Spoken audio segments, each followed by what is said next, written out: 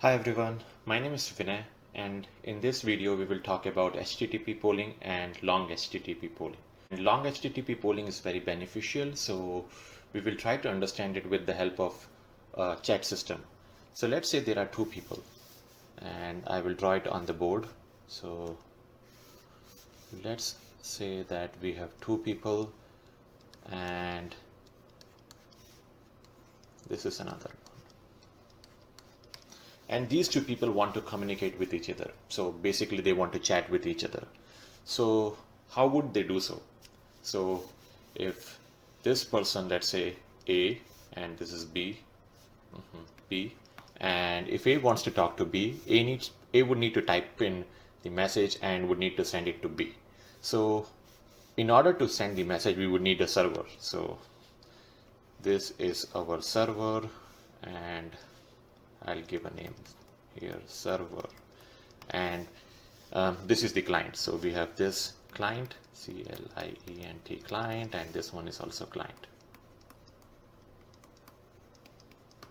And maybe A is using phone and B is using a tablet or a laptop. So tablet or a laptop.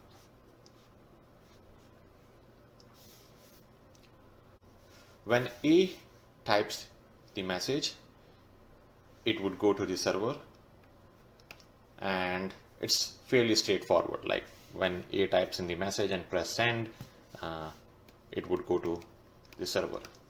But the question comes in, how would B know that a message has been sent by this client or his friend A?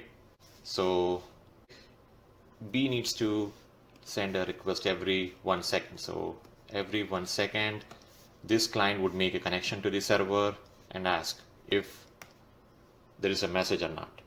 If there is a message, then it would get the message back. If there is no message, then it would get an empty response like, hey, you don't have any message. So A would do the same. So A would also need to send a message to server, and the server would respond back. And this process of continuously polling the server for getting a message is known as HTTP polling. HTTP polling. So every second, this A or B is polling the server that let me know if there is a message or not. So in every minute, this client B would make 60 requests and A would do the same. 60 requests. 60 and 60. So per two people, we have 120 requests per minute if we are using HTTP polling. Now imagine if you have a million of users. So imagine 1 million user making 120 requests every second on the server. For most of the times, this empty response will be returned because for the most of the time, you may not be talking to your friends, and it could happen that the server is busy because of you, because you're just polling it for the empty messages. Now this HTTP polling is expensive. Now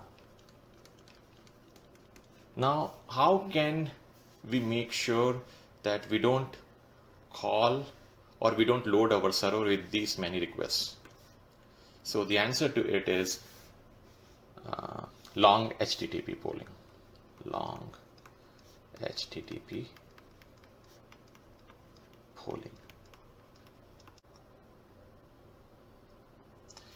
In long HTTP polling, let's say you have this client and then you have another client. I'll give the name A and B again. And this is the server.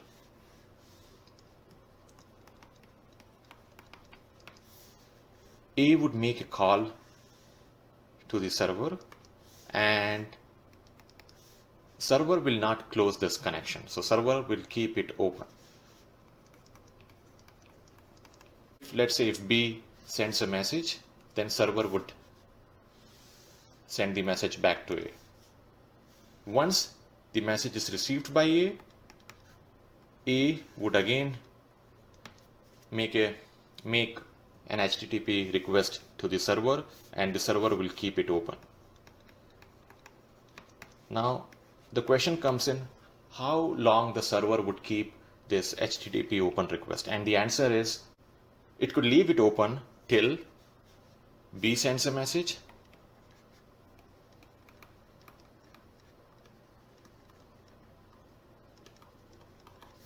number 2, if A closes the connection, or 3, if there's a timeout on the server. So let's say if the server can keep the requests open only for, let's say, 1 hour, then after 1 hour this connection will be closed. Once this connection is closed, let's say after 1 hour, if A is alive, like if A is still there, A would again make a new HTTP request, and the server will keep it open for another 60 minutes or so. It depends upon the configuration of the server. So this is an example of long HTTP polling, wherein you send a request to the server will keep the connection open till a message is ready for the client, or if there is a timeout. And this is what is known as long HTTP polling.